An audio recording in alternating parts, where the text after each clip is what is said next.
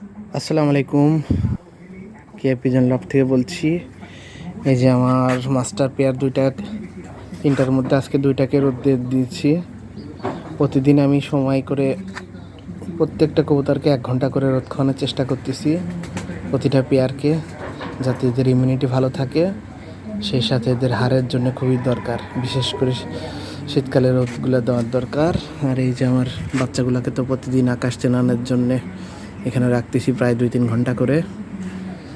আর এই তো ওদেরকে, এই যে আমার সেকেন্ড পেয়ার এটা,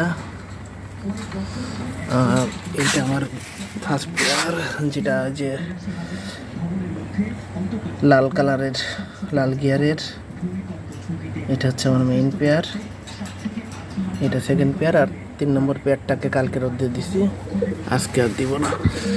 আপনারা পারলে আপনাদের প্রত্যেক দিন আপনাদের কবুতরকে অন্তত 1 ঘন্টা, যেগুলো হচ্ছে মাস্টার পেয়ার ডিম বাচ্চা করে, এগুলাকে রোদ খাওয়াবেন। তাহলে রোদ খাওয়ালে এদের ইমিউনিটিটা ভালো থাকবে, সেই সাথে আপনার পুরা শীতের সিজনে এরা অ্যাক্টিভ থাকবে।